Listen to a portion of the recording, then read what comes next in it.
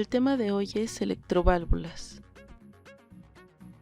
Lo que veremos, qué es, cómo funciona una electroválvula, partes de una electroválvula, tipos de electroválvulas y al final veremos un ejemplo.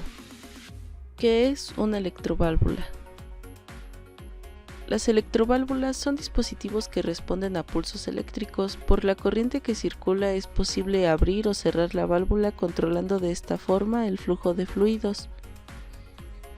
Están diseñadas para poder utilizarse con agua, gas, aire, combustible, vapor, entre otros. Estas válvulas suelen ser de 2 o hasta 5 vías. Pueden estar fabricadas en latón, acero inoxidable o PVC.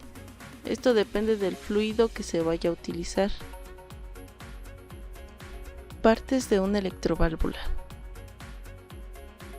Tenemos a la bobina solenoide, los cables de conexión, el émbolo, la aguja o vástago, la entrada y salida de fluidos y el asiento.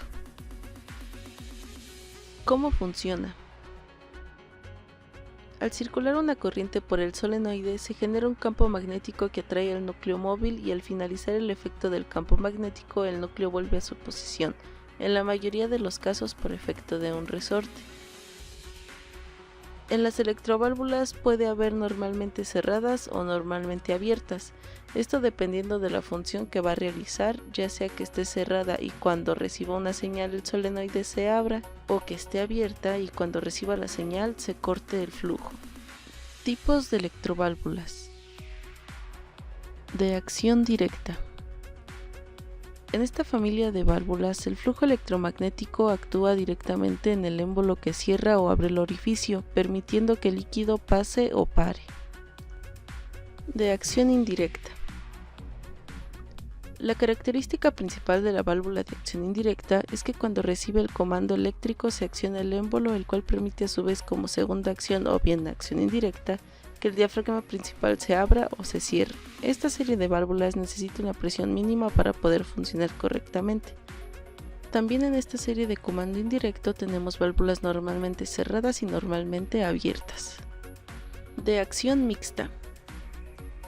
En las válvulas de acción mixta, una característica es que no requiere una presión mínima como las de acción indirecta. Estas válvulas también necesitan de 2 tiempos para su apertura. Primero, se vacía la presión superior del diafragma grande y después, segunda acción, la presión de abajo del diafragma lo empuja para que se abra.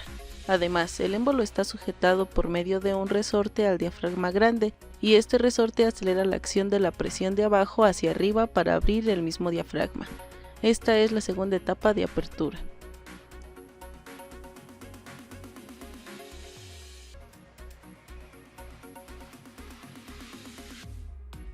Ahora veremos un ejemplo de una electroválvula utilizada en riego. Utilizaremos la electroválvula 100 DV 24 volts. Las electroválvulas de riego utilizadas normalmente son de plástico, aunque también existen modelos metálicos que son menos comunes. El tamaño que tiene la entrada y la salida de conducción de una electroválvula más común es de 1 pulgada, aunque también se ven con frecuencia las electroválvulas de 3/4 y de 1,5 de pulgada. Existen medidas superiores. Rango operativo. En la presión tenemos de 15 a 150 psi, un caudal de 0.2 a 30 galones por minuto.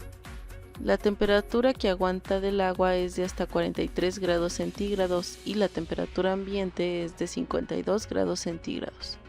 El solenoide es de 24 volts corriente alterna con 50 a 60 Hz.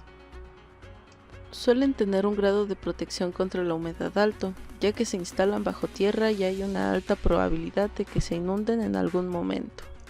Las electroválvulas que más se utilizan son las de membrana y a continuación veremos sus fases de funcionamiento.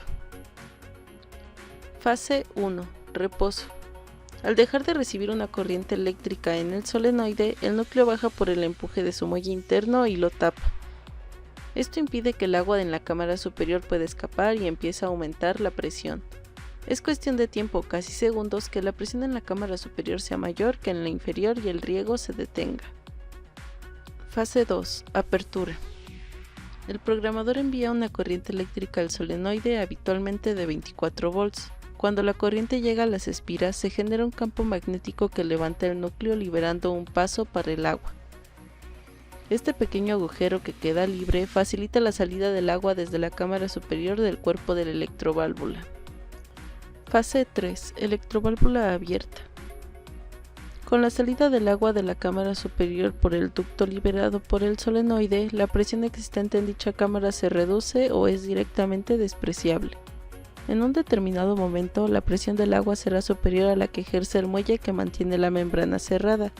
En ese momento el paso del agua se abre y empieza el riego. Fase 4. El cierre. En esta fase se repite lo de la primera, ya que se deja de recibir una corriente eléctrica en el solenoide y el núcleo baja por el empuje de su muelle interno haciendo que tape el aliviadero. Y estos son los puntos que se deben de considerar al utilizar una electroválvula en riego.